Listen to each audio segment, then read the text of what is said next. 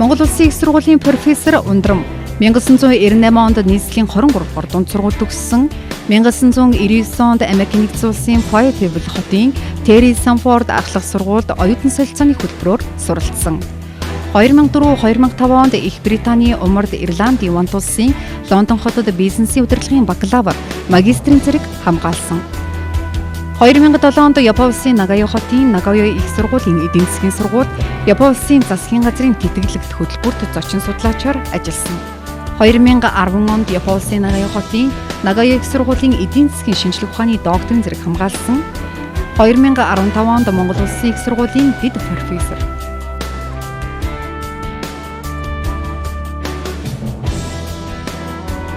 Зөв хандлагыг түгээх зорилготой хамтдаа туслахын зөв хандлага, зөв амьдрал ярилцлагын урилга хүлээж авсан танд баярлалаа. Тэгэхээр би хамгийн эхлээд өөрчлөлт нэг юм асуумаар байна л да.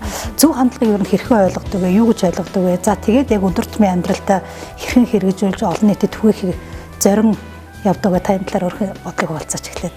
За юуны өмнө намайг бас урьж оролцуулсан таны хамт олонд маш их баярлалаа. Тэгээд зөв гэдэг үг өөрөө их тийм өргөн хүрээтэй харьцангуй ойлголт. Би бас нөгөө нэвтрүүлгийн нэрийг сонсоод бодоол байлаа. Тэгээд өөртөө л хамгийн наалтсан байдлаар өөр дээрээ жишээ аваад ярих гэж бодлоо. Анх би 15 настай Америкийн нэгдсэн улсад одоо сурах солилцооны хөтөлбөрөөр очиж сурч ирсэн. Тэгээд тэнд 16 нас хүрэхэд миний амьдарч исэн айлын Америк гэж надад нэг ном бэлгэлсэн. Тэгээд тэр ном нь болохоор өсвөр үеийнхэн одоо эзэмшүүл зохих 7 дадал буюу 7 Habits of Highly Effective Teens гэдэг нэг тийм ном биш. Тэгээд тэрийг манай боловсролын салбарын бас залуучууд сүүлд монгол хэл рүү орчуулсан байлээ. Тэгээ энэ номон дээр болохоор одоо хүн ингээд зорилготой хүрэхэд бас зарим нэг зүйлийг хоёрдугаар тавьдаг ч юм уу те. Өөрийнхөө хамгийн чухал юмнуудыг эренблэх хэрэгтэй. Тэгээд тэр одоо тэ чухал гэсэн юм нэгдүгээрт хийх хэрэгтэй. Тэгээд дараа нь цаг гаруул хоёрдугаар зүйлээ гуравдугаар зүйлээ хийх хэрэгтэй гэд. Тэгээд нэг юм 2 3 тишээ заацсан сум байсан. Тэгээд нэгэн дээр нь одоо юу гэдэг хичээл гэд ийшээ заацсан. Нөгөө тал руу нь болохоор найз нөхдөдөө одоо чөлөө цагаа өнгөрөх гэсэн тийм сум байсан. Тэгээд энэ хоёр чинь хоёр салгаа зам биш үү. Эхлээд энэ нэгдүгээр ажиллаа хийчихэд цаг гаруул одоо хоёрдугаар зам руу очиж болно ч гэдэг юм уу. Тиймэрхүү бас маш энгийнээр тайлбарлавал тиймэрхүү утга агуулгатай. Тэгээд тэр ном надад маш их нөлөөлж исэн л та. Тэрийг болтол одоо Монголд чинь яг тийм хувь хүний хөгжлийн ном их гардгүй байлаа шүү дээ. Тэгээд тэрийг уншаад би ер нь бол хүн өөрийнхөө зорилгыг байнга бодож явах хэрэгтэй байна. Тэр зорилготой хүрэхийн тулд юуг нэгдүгээр тавих уу? Тэ юу хийх вэ гэдгээ төлөвлөж явах хэрэгтэй байна. Тэрнийхээ дагуу бас өөрийгөө дайшлах хэрэгтэй байна гэж ойлгож авчихсан. Тэгээд тэрнээс хойш аль болохоор бас өөрийнхөө одоо ирээдүйн зорилгыг боддог, гэр бүлийнхаа зорилгыг боддог. За тэрнийхээ дагуу 5 жилдээ юу хийх вэ? Тэрнээсээ эхний жилд нь алийг амжуулах уу? Энэ сарда алийг хийх үү гэх юм уу? Тийм байдлаар төлөвлөх гэж нэлийн хичээж ирсэн. Тэрнээс хойш одоо яг ингээл шинэ жил болонгууд л манай нөхөр бит хоёр за нөгөө 5 жилийн төлөвлөгөө маань юу болж байна? Өнгөрсөн жил юу хоёлаа хийчихв. Одоо юу дутуу вэ? Цааш нь яах вэ? Эсвэл төлөвлөгөө бас өөрчлөгдөж болно шүү дээ, тий? Тэгэл тэрийгэ яриад хоёлаа суудаг. Тэгээ одоо бид нар бүр ингээ гэр бүлээр суучаа хүүхдүүдээ ч гэсэн яриулдаг болчихсон. Багаас нь. Тийм тэгээд энэ байдлаар хүн ингээд мэдээж маш муухай юм хийгээл асын зориг тавиал тэрнийхээ төлөө ажиллана гэж байхгүй шүү дээ. Хвчлээ ингээд гэрэл гээтэй урагшаага харсан зорилгыг тавиал тэрнийхээ төлөө өөрийгөө дайчилж зарим нэг юмаа твчиж төлөвлөж ингэж ажиллах юм бол бас зөв явах юм болов уу гэж боддог. Тийм. Тэгээ ер нь бол зөв явбал зөөлөн замбуулан гэж хэлдэг шүү дээ, тий. Тэгэхээр аль болохоор зарим юмаа твчээд хэрэгтэй гэж бодсон юмаа хийгээл явах хэрэгтэй юм болов уу гэж бодож байна, тий. Тэгэхээр би бас нэг гадаадд сургууль соёлт өдөрсөн Америкт маш том компанид ажиллаж байсан олон залуустай уулзж байсан. Тэгээ би нэг ийм зан чанарыг ер нь монголчуудаас их анзаардаг гайхамшигтай сайхан чанар юм л да. Монгол хүн нэг харийн нутагт очиж хүний нутагт очиод манай эх орноос хөгжил дэвшилтэй маш олон орн байгаа шүү дээ. Тэгэхээр тэр орондоо очихороо тэр оронд очиод ингээ ажиллаж амьдрахаараа эх орн минь хизээ юм болох бол тэр газар очисон хүн чинь ээж аавда хамгийн дотны хүмүүст энийг үзүүлсэн бол ямар сайхан бол гэсэн ийм сэтгэлдээ одоо амин холбоотой байнга эх оронтойгоо хоёрд холбоотой байдаг ийм амин холбоо бол анзаардаг. Та ч бас тэрийг анзаарсан баг. Та хүүхэд байхдаа Америк явж исэн гэж сүүлд та Японд бас дээд сургууль төгсөөд ирсэн. Тэгэхээр тэнд Япон гэдэг бол мэдээж хэрэг одоо дэлхийд юугаар алдартай тэгэхээр цаг барьдаг, хариуцлагатай. Тэгээ тиймэрхүү маш сайхан зан чанарууд нь байдаг. Та тэгэхээр одоо яг тэр нутагт сурч хүмүүцнийхээ хувьд яг энэ нэг ялангуяа боловсролын салбарт нэг ийм зүйлийг эх орондоо нутагшуулчихсан энэ хэрэгжиж бол маш зөв хандлагатай сайхан ажил болох юм байна гэж олж харж байсан зүйл бол байдаг л бах тийм. Японд би 22 насаас 26 настайдаа яг сурч исэн. Тэгээд яг л хүний одоо эд залуу нас шүү дээ, ирч хүчтэй. Тэгээд тэр үед би докторант байсан. Докторийн хөтөлбөрт сураад энэ үед сургуулийн орчин Япон бол маш хүчтэй соёлтой газар. Ерөөсөө ингээд тогтсон хим хэмжээ соёл гэж байдаг. Тэрийг л бүгд дагдаг. Тийм тэгээд докторант хахад манай багш биднийг маш их одоо практик төслүүд дээр авч ажиллаулдаг байсан. Бид нар одоо маш олон үйлдвэр үйлчилгээний газруудад оптимизацийн чиглэлийн одоо манай багш биднийг удирдал зөвлөх үйлчилгээ үзүүлээл биднээр хамаг одоо тоогоо бодуулаад ингээл явдаг байсан л та. Тэгээд тэр одоо төслүүдээр ажиллах замаар би маш их одоо практик сурсан. Тэгээл судалгаа хийх арга зүгээс ахуулаад бизнес дээр яг яадгийг, ямар асуудлууд эдгийг энийг яаж сайжруулах гэдэг юмыг маш их сурсан.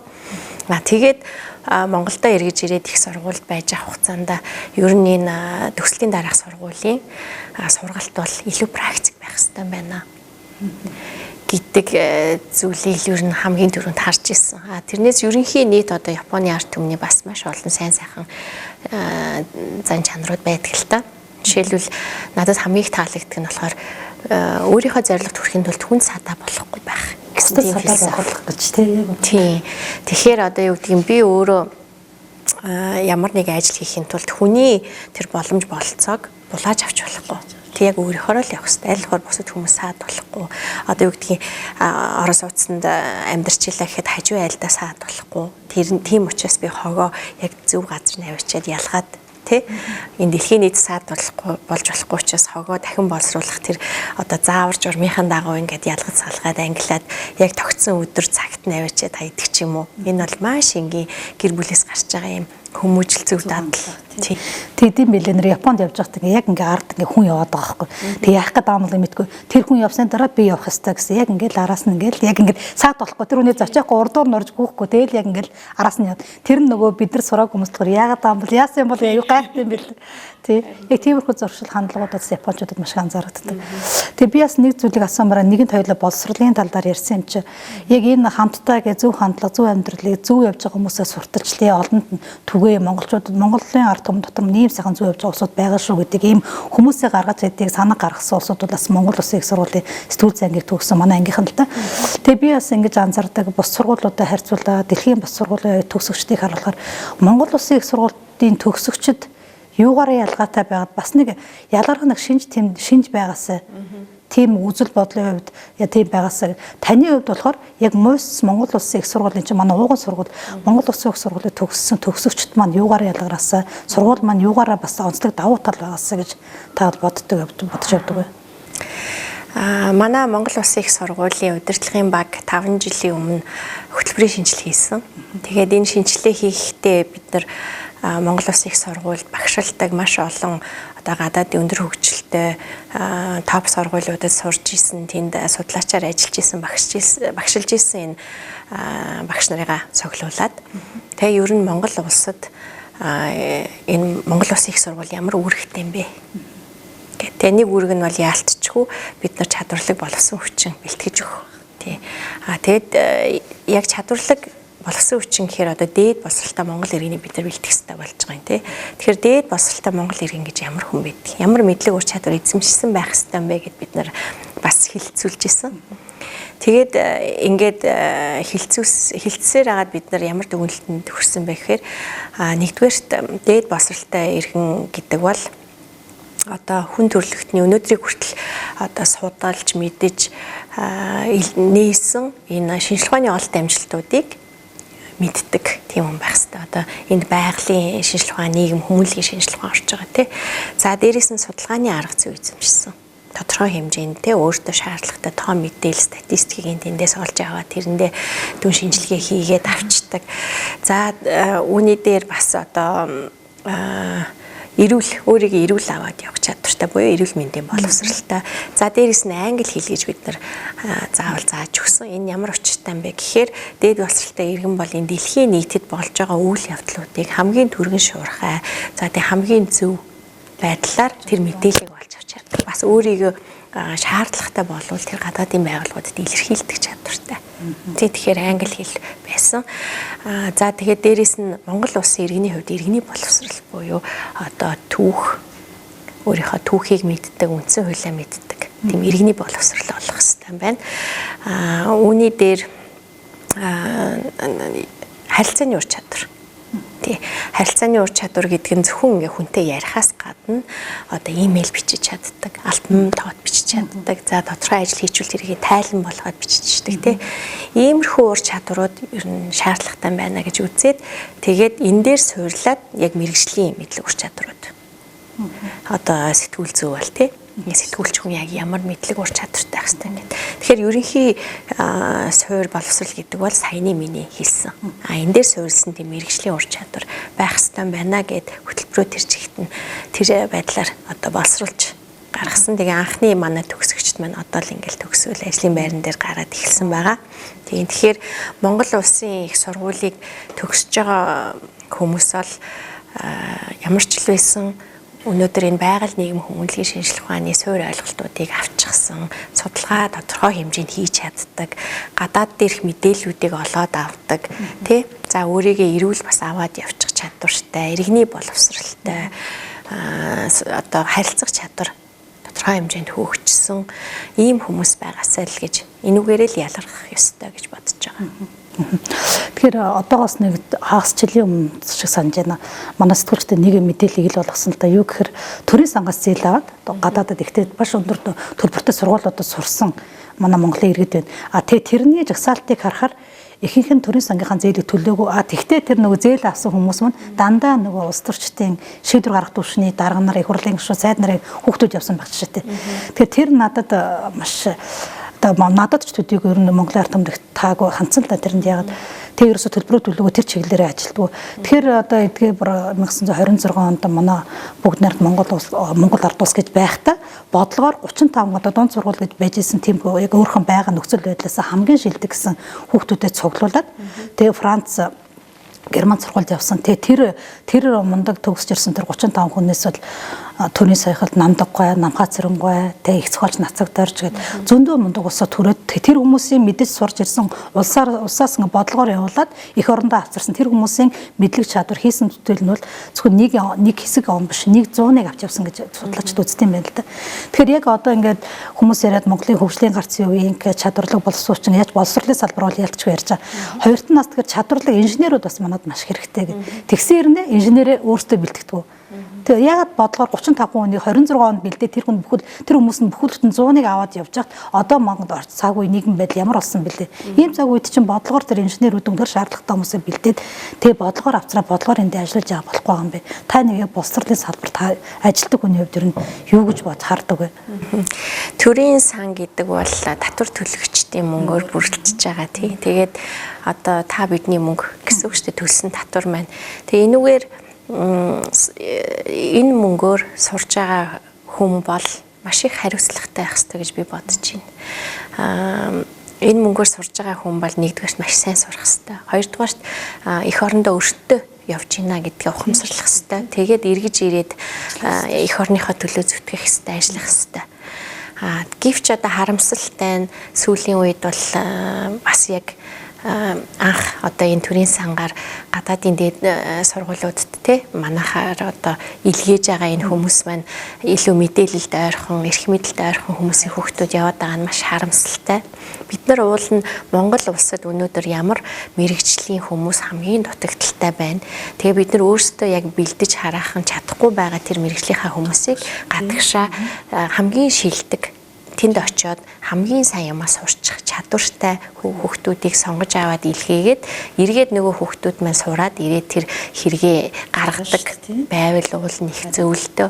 Тэгэхээр одоо яг л нөгөө бид нар чи янз бүрийн сангаас тий асуудал гаргачихсан хүмүүс бас байгаа шүү дээ. Яг энэ үн шиг л бас нэг хувилбар л та төрийн сан гэдэг бол тийм ээ. Бас л нэг сан шүү дээ. Тэгэхээр энийг илүү шудраг болох хэвээр дээрээс нь энэ мэрэгчлэлтээр нэлээд анализ хийх хэрэгтэй. Өнөөдөр аж үйлдвэрийн 4-р хувьсгал болж байгаа үед зарим мэрэгчлийг бид нар үнэхээр бас бэлдэж чадахгүй байна. Зарим шив шин одоо өмнө байгаагүй, урд өмнө байгаагүй мэрэгчлүүд гарч ирж байна. Тэгэхээр энэ чиглэл рүү хүмүүсийг явуулмаар байна. За зарим боловсрал судлалаар ялангуяа одоо үнэлгээний систем гадаадад TOEFL гээл шалгалт байдаг шүү дээ. Энэний үнэлэх аргачлал бол маш нарийн. Хүнийг үнэхээр тэр хилийг эзэмшсэн юм уу юу, ямар төвшөнд эзэмшсэн юм бэ? Одоо дүрмийн хувьд ч гэдэг юм, утга найруулгын хувьд уншихад те бичихэд гээд энийг маш сайн үнэлдэг тийм арга аргачлал байдаг. Гэтэл Монголд бол хараахан хангалттай тийм хөгжөөгүй чиглэл байна. Жишээлбэл. Тэгэхээр яг энэ чиглэлүүдээ бид нар судалгаан дээр үнэлж тодорхойлоод ингээд явуулдаг байвал манай Монгол улсын боловсролын салбарт маш хэрэгтэй байна. Гэвч одоо яг л одоо бидний хүлээлтийн хэмжээнд бол хэрэгжээгүй л юм л да. Тэгэхээр бас харамсалтай. Тэгээ миний хувьд бол энийг ямар ч л байсан сайжруулах хэрэгтэй. Төрийн сан хэрэгтэй юу гэвэл хэрэгтэй шүү дээ тий. Зөв хүндээ зарцуулахгүй. Тэр яг таны хэлгээр мэдээлэл ойргоо осууд нь авчна. Тэгээд ирээд нөгөө ичгэнүр байдгүй юм байна л да. Одоо тэгээд ажилдагчгүй, төлдөгчгүй тэгээд зарим нь ирдэгчгүй. Тэгэхээр энэ аюу харамсалтай бас нэг.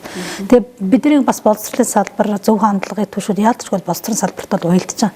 Тэгэхээр эндээс би бас нэг зөв анзаараад байгаа. Оюутнуудаа сайн бэлтгэж цаа тэднийг бэлдэж байгаа багш нар зөвхөн оюутнууд ч биш юм дунд сургуульд ч гэсэндээ өнөөдөр миний хүүхдэд хичээл зааж байгаа, өнөөдөр бидний манай хүүхдэд хичээл зааж байгаа зарим багш нар үгсгийн алдаатай бичээд зүгээр нэг ингээгүй үгсгийн алдаатай эрэм үгээ мэдгүй гэгдэх шиг мэдгүй тийм багш нараас үүсэж байна. Тэгэхээр энэ бүхэлдээ энэ боловсролын салбарыг одоо шинжлэхэд нэлээд цаг хугацаа шаардлагатай байх л та. Тэгэхээр хүүхдүүдээс гадна багш нараа бэлдэнэ гэдэг бас нэг том асуудал байна. Харин тий. Ер нь бол монгол хэл чинь өөрөө үндэсний дархлаа шүү дээ. Тэгэхээр монгол хэллийг бол зайлшгүй боловсролын салбарт ажиллаж байгаа болон сурж байгаа бүх хүн одоо хамгийн дээд зэрэгээр эзэмшсэн байх хэвээр. Багшийн сая хөгжлийн хөтөлбөр гэдээ батллаа л да. Тэгээ энэ хөтөлбөр дээрээ тодорхой хэмжээний санхүүжилт тавиад энэ хөтөлбөр маань хэрэгжээд ирвэл бас багш нарт хөгжих боломжийг нөх байх. Нөгөө талаас одоо яг үндэ боловсролын салбараар сургуулийн өмнөх боловсрол болон ерөнхий боловсролын сургууль гэдэг чинь 21 аймагт тархсан байгаа бүхэл сумдад байгаа штэ. Тэгээд энэ хүмүүсийг тэр ялангуяа аслагдсан сумдуудад очиж ажиллах хөшүүрэг нэгдүгээрт байхгүй байна. Багшийн үнэлэмж маш доогуур байна. Одоо цалин хөлс нь маш бага байна. Тэгэхээр хүн болго өнөөдөр хотод орж ирэх гээл хотод аль болохоор хувийн сургууль багшлах юм бол арай өндөр цалинтай те тийшээгээ тэмүүлээ. За үгүй маа гэхэд улсын сургуульд ажиллаж байгаа багш нар нь одоо маш өндөр ачаалттай ажлынхаа хажуугаар тодорхой ямар нэгэн өөрийнхөө ур чадвараар хэдэн төгрөг олох гээд гэр орноо тийчих гээд эн чинь хүний амьдрал шүү дээ. Тэгээд бас их завгүй байна. Өөрийгөө хөгжүүлэгч зав тэр хүмүүст гарахгүй байна. Зарим нь бол нэг ангид ингээд 50-60 хүүхэдтэй 3 ээлжээр хичээллээд тэгээд тэр олон дэвтрийг өдөр болгон засаад дээрээс нь бас өөрийнхөө ар гэрийг авч явна. Тодорхой хэмжээнд бас орлого олох гээд мэрэж байна. Тэгээд энийг чинь хаагур хөгжих юм бэ гэдэг асуудал. Тэгэхээр багшийг хөгжүүлэхийн тулд зөвхөн одоо энэ багш нар болохгүй байх, хөгжихгүй байна гэж шаардахын оронд нөгөө талаас тэр боломжоор нь хангах хэрэгтэй. Бид нар ч яг л адилхан хүн тэр нэг нөхцөл байдал нь байж л өөрсдөө хөгжин тий цаг хугацаа байх хэрэгтэй. Ар гэртээ санаа зовох нь бага байх хэрэгтэй тий. Тэгэхээр энэ боломжийг бодлохоор бид нар бас харж үзэх хэрэгтэй төрийн зүгээс. Тий. Тэгэхээр хоёулаас боловсролын салбарын талаар баггүй хугацаанд ирлээ. Тэгэхээр одоо би танд хувь хүн рүү чиглэсэн бас 2-3 асуулт тавьж бодож байгаа. Тэгэхээр та ер нь хэр зэрэг шудрах хүн бэ? Зөв хандлагыг түгээхийн төлөө буруу хандлагатай зүйлдээ бид нар алхам тутамдаа л таарч яадаг. Манай Монголын годамж талбайд явж байхад та ер нь тэр зөв буруу хандлагатай байгаа, буруу зүйл хийж байгаа улсуудыг ер нь хэр зэрэг шууд хэлэх тийм боломж юу хэлдэггүй ер нь та нөх хүмүүс маань хэрэг хэллээ гэхэд тоолол танаа оюутнууд буруу зүйл хэлээд тэр зэрэг хүлээж авдаг бай. Мэдээж одоо хүн болгон шудрахаа хичээдэг байх гэж би бодож байна. Тэгж найдаж байна. Тийм би ч гэсэн бас тэгж хичээдэг. Гэхдээ одоо хүн буруу юм хийжээвэл тэрийгэ хэлэх бас арга гэж байна л та. Шууд ингээл загнаал зандраал тий эсвэл олон нийтэд ингээл хэлээл тэгээд явах биш аль болохоор тэр хүнийг бүр ухамсарт нь хүрч ойлгуулж тайлбарлах тэр байдлаар явах стан болоо гэж боддог. боддог. Бид нар одоо жишээл манай хүүхдүүдтэйгээ ч гэсэн бид нар буруу юм хийвэл те тэрийг шууд загнаал зандраал одоо шийтгээл явдггүй штэ. Бас хэлж ойлгуулдаг миний хөө эн чинь ингэж болдгоо ийм учиртай юм чи дараа дахиад битгий тэгэрэй ч гэх юм уу те. Тэгэхээр ер нь бол шудраг нэмийг бий болгохын тулд энэ бол ерөөс хүүхдийн хүмүүжлээс үүдэлтэй. Тэгэхээр бүх эцэг их гэртээ айлхаар хүүхдүүдэд зөв хүмүүжүүлж ойлгуулах. За дээрээс нь сургуульд орлоо гэхэд хажуудлын хүүхдээсээ хуулахгүй байдал тий. Гэх мэтчлэн ингээл энэ бүх шат болгонд л шудраг зүйлийг одоо олон нийтэд таниулж ач холбогдлын хүүхдүүдэд багаас нь мэдрүүлж явах хэвээр телевизээрээ асаалаа тэгэл нөгөө одоо эрх баригчид шудраг биш байгаа зүйлийг хараад хүүхдтэй шудраг биш байж болдго юм байна. Ийм том төрийн түшээд маань ийм байдаг юм байна ч гэх юм уу. Ингээл хараад эхлэх юм бол тэр хүүхдэд шууд л сөргөөр нөлөөлнө. Тэгэхээр аль болохоор хүнд шудраг биш байгааг нь хэлэх ёстой. Хэлэхдээ гэхдээ ямар аргаар яаж тэр хүнд хүрэх вэ гэдэг асуудал байна тий. Одоо эмэгтэйчүүдээ гэж яах одоо нөгөө 5 дугаар чинь нэр Мартин намны өмнөхөн гарах нь шүү дээ. Тэгээд эмэгтэйчүүдийн холбоотой чинь нэг жоохон эмэгтэйчүүдэд анзаардаг нэг зан гэхээр эмэгтэй хүнд нэг бусдыг нэг өөртөө адилхан гэдэг хүн байлаа гэхэд нөгөө эмэгтэй нэг хүлээж зөвшөөрөх асуудал манад энэ зөв хандлагыг саад болоход айгүй чөтөр тушаа болоод юм харагдтыг. Өөрөөсөө илүү хүнийг ялангуяа тэр тусмаа эмэгтэй хүмүүст илүү анзаардаг. Өөрөөсөө илүү байгаа адилхан эмэгтэй хүн байлаа тэр хүний хүлээн зөвшөөрч хамт баг болж ажиллахдаа жоохон тийм байд юм байна. Учир дутагдaltaй байд юм. Одоо нэг бодлоо атаархуу зан гэх юм да. Та ер нь хэр зэрэг тийм өөрөөсөө хүн илүү байгаа хүнийг хэл зэрэг хүлээн зөвшөөрч хэр зэрэг баг бүрдүүлж ажиллаж чаддаг хүн бэ? Намайг одоо ерөнхийдөө алхам тутамд өсөж дэвчгэд маш олон эмэгтэйчүүд надад тусалсан. За мэдээж нэгдүгээрт ээж маань туслана тийм ээ. За тэгэл одоо манай үеэд эгч нар тэ аавга эгч нар, нагц эгч нар гэл ер нь маш олон эмэгтэйчүүд надад их сайхан үлгэр дуурайл үзүүлжсэн. Тэгээ Монгол улсын их сургуульд орж ирэхэд бас маш сайхан эмэгтэй эгчмэд одоо багш нар намайг бас зөвлөж, чиглүүлж, түшиж, тулж явсан. Тийм учраас миний хувьд ч гэсэн дараа үеийнхаа эмэгтэйчүүдэд бас тэр хэмжээний өөрөө авсан юм буцаагаад өгөхюмсан гэж би бол боддог. Тэгээд ер нь эмэгтэй хүн л явж иж эмэгтэй хүнийхээ зовлон жаргалыг хамгийн сайн ойлгодог. Хамгийн сайн мэддэг, мэдэрдэг. Тэр тийм учраас магадгүй зарим эмэгтэйчүүд нэгэндээ илүү хатуу ханддаг ч гэж магадгүй тий. Чи ийм төвчээртэй байх хэвээр, ийм байх хэвээр, авах хэвээр гэдэг байдлаар. Тэгээд уул нь аль болохоор эмэгтэй хүмүүс би нэгээ дэмжиж явах юм бол маш их хүч тэнд байгаа гэж би бодож байна л та. Тий. Тэгэхээр миний хувьд ч гэсэн эмэгтэйчүүдээ баг болж нэгнийгээ дэмжиж ажиллахыг боддог. Хүн бас нэг яг одоо ингээд бэргэ бодоход яг хүн тоо хүнд нэг өөрийгөө мэдрэх цаг хугацаа гэж бас нэг байдаг. Бүгчүүд нэг бэр ороод ингээд гоё яг ингээд гоё бэр нь ороод эсэгцэрсэн байна гэдэгтэй адилхан. Хүн ч гэсэн яг одоо шийдэл би өөр дээр бодохоор их сургуулаа төгсөө сэтгүүлчийн ажлыг хийгээл нэг 10 хэдэн жил болсныхаа дараа ямар салбарын хүнтэй ярилцаж чадах юм шиг өөртөө ингэж сэтгэлдээ омгшиж ингэж гоё мэрэгчлэрээ бахархаад одоо би нэгээрээ ингэх боломжтой боллоо шүү. Та одоо яг тийм таныг бол би тэгж хараад яг тийм насны бүр ингээд өнгөрөхгүй яг ингээд одоо энэ чиглэлээр өшөө илүү юм хийчихсэн гэсэн омогшил бас нэлээд хэд ярьцлагаас өмнө хэд уулзахад яг тиймэрхүү сэтгэл байгаа юм бид танаас мэдрэгдсэн л дээ. Тэгэхээр та одоо цаашдаа ямар зүйлийг илүү хийсэн гэж бодож байна вэ? Тэгээд бас нэг хүнийг яг тийм насан дээр нь ихтгэл үзүүлээд тийм залуу сайхан улсуудаа боловсралтай улсуудаа зөв цагт нь зөв газар нь байлгуул илүү амжилт авчрна. Тэгэхээр та энэ тал дээрээс өөрхөн байр суурийг илэрхийлж. Хүн чинь тэгээ ястай насандаа л байдаг юм байна. Анх одоо 10 жил сурж байхдаа заастаа хурдан том болоод ажилтаа болох юмсан гэж боддог. Тэгэл сургуулаа төгсөөл ажилтаа олонгууд за энэ салбараа нэлээд сайн мэддэг тий. Энэ салбарынхаа нэлээд гайгүй мэрэгчлэн болчих юмсан гэж боддог. Тэгэл би бол анх Монгол Улсын их сургууль гээд энэ том эрдмийн айлд босго даавал орж байхдаа маш их хэмээж исэн. За би өстэй аюу сайн багш болох юмсан гэж бодож исэн. Тэгээд дараа нь одоо удирдлагын багт ороод ажиллахад бол за энэ их сургуулийг сайхан болгочих юмсан гэл дараа нь за энэ Монгол Улсын дээд боловсролын салбарт ийм чухал юм биш шүү гэд нэг дуу хоолой болчих юмсан гэл тэгээ явж итэл ганцхан дээд боловсролын салбараа яриад тахаар нөгөө сургуулийн өмнөх боловсрол, ерөнхий боловсрол гэдэг чинь бас чухал юм биш үү? Тэгжээж ингэж уялдаа холбоотой шатлсан сургалтын систем явах юм биш үү гээл те. Тэгээд энэ салбарынхаа зовлон жаргалыг илүү сайн мэдээд ирэхээр энэний асуудлуудыг ер нь шийдэх хэрэгтэй юм байна. энэний дуу хоолой олж явах хэрэгтэй юм байна. Энд одоо ханцуу шамлал орох хэрэгтэй юм байна. Би л орохгүй бол манай үеийнхэн манай баг л орохгүй бол өөрхийн орох юм. Энд чи ерөөсөө бидний л нурган дээр байдаг юм байна. Тэгжээж бид нар энэ асуудлыг шийдэх гэж орж иж тодорхой хэмжээнд шийдчихэж хойч үедээ үр хөвгтдээ илүү гэгээлэг нийгмийг үлдээх юм байна гэл өөрөө ирэхгүй бодогдол ирд юм байлээ. Тийм тэгэхээр одоо би бас салбартаа ялангуяа одоо Монгол Улсын их сургуультай би 10 гаруй жил ажиллачлаа. Тэгэхээр энэ боловсролын 10 хэдэн жилийн дараа яг илүү юм хийсэн гэсэн байна. Илүү юм хиймээрээ энэ боловсролын салбар гэдэг бол улс орны стратегийн одоо маш чухал салбарын нэг одоо эрүүл мэнд дараа нь боловсрол орж байгаа. Тэгэхээр энэ салбарт ямар ч л байсан өөрийнхөө өчүүхэн ч болоо хувь нэмрийг оруулах юмсан гэж би бол бодож байгаа. Тэгээ бид нар сайхан Монгол Улсын сургууль сэтгүүл зангих төгссөн 25 жилийн дараа сургууль дээр ирсэн. Үнэхээр нүдэнд харагдах сайхан гоё өөрчлөлт хийсэн байлээ. Тэр үед тухайн цаг үедээ л тийм байсан л дээ. Гэтэ одоо тэрийг муухай байсан гэж хэлэхгүй цаг үеийн тийм байсан юм чи. Одоо бол үнэхээр сайхан болсон байна. Сайхан та хоёр одоо Монгол Улсын сургуулийн номын центр сууж байна. Ийм сайхан номын өргөдөө басанд нас та бүхний таны баг удирдлагын баг 6 жил ажилласны бас ач буян бас байгаа гэж би бодож байна. Танаас энэ Монгол Улсын сургуулийн ярилцлагын дэлгэнд бас үе төгсөгчд болон одоо сурж байгаа цаашдаа Монгол Улсын сургуулийг сурахын сан энэ сургуулийг төгсөөсөн гэж бодож байгаа бүх оюутнууд хоос бас талархал илэрхийлэх ёстой хаа гэж бодож байна. Тэгээ энэ намын сан бол маш олон хүний хүч хөдөлмөр. За тэгээд үе үеийн удирдлагын багийн санаачлагаар бий болсон. Тэгээд сая 75 жилийнхаа ойг тэмдэглэхдээ энэ намын сангаа бид нар нээсэн.